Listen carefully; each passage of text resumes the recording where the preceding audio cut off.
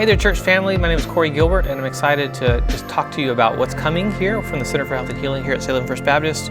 We have some new groups and some new resources that we want to make sure you're aware of. One of those is a new group starting from the ARMS ministry. This is the Abuse Recovery Ministries Services.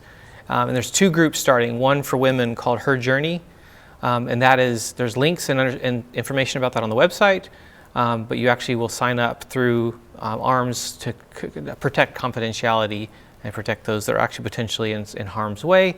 And there's another one called Mankind that's coming up starting this next month. And so look forward to making sure you know that's available for you, but also maybe for people you know and love that need that resource. Another one's our LGBTQ+ parent and family support group. And the purpose of that is to walk alongside you and to really look at this biblically, which is really difficult, but also just love each other and support each other through a difficult season.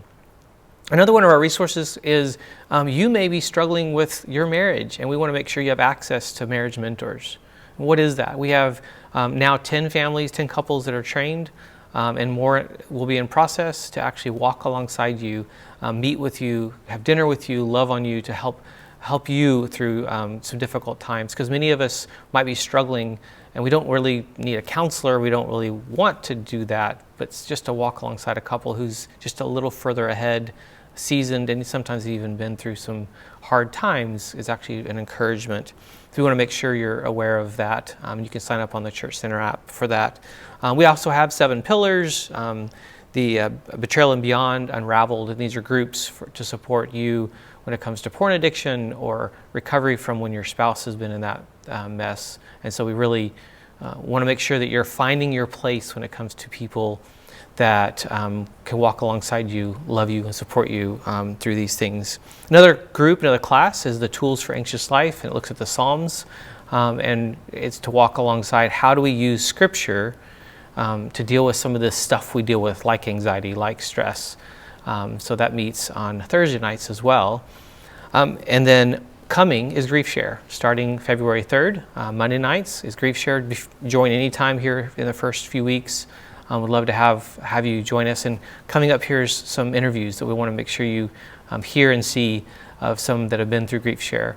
And I hope this really blesses you and that it encourages you to find a place in any of these where you might fit into community, which is what we're all about here, and equipping you to do life well and serve well. You're going to grieve one way or another. You may not show it, but it's still there. My heart hurt, and I would tell God, this hurts. That was just really difficult for me. Put a lot of questions in my mind about where was God and what was happening. Everybody grieves a little bit differently. I don't know if I would be capable of explaining all of the different emotions and stuff that I had. For like the first 3 years, I had chosen not to go. I felt like that was weakness, that I should be strong and not need to go to GriefShare. I decided to go ahead and attend. I learned a lot in GriefShare. One of the things that I learned was right after Shane had passed, I couldn't come back to church for a while. I attended a different church because Shane would always hold my hand walking in and open the door, and we would cross the street and he always looked. I never would look at the street. And I couldn't picture myself crossing that street without him. I really started missing my church family. And so I came back, and I'm so thankful I did. They were so supportive the whole time he was sick. And I learned in GriefShare that that is normal. I was shocked that I wasn't the only one. Pregnancy loss isn't something that's really talked about. And so being able to go to GriefShare and be able to share it with other people and feel like I'm in a safe place was very helpful.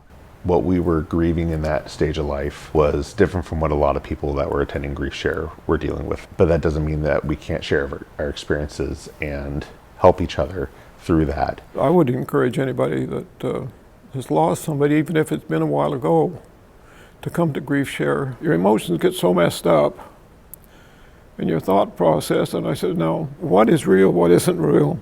Even to the point at night you might wake up and say, oh, Am I really a Christian?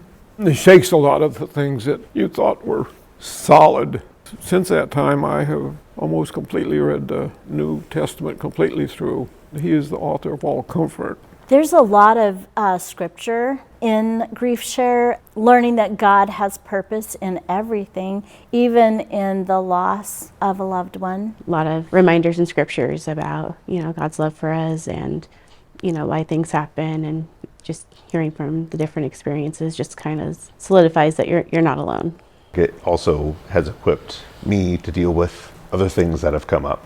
What I've learned through the material that we went through, but then also the experiences that I had with other people has helped me better handle the other grievings I've had to do since then. Being able to talk to other people who had gone through it or was going through it with you, feeling that connection with others who they didn't know Shane necessarily, but they knew how that can hurt. One of the things that surprised me about going was I was able to not necessarily dwell on my grief, even though that was kind of part of the journey.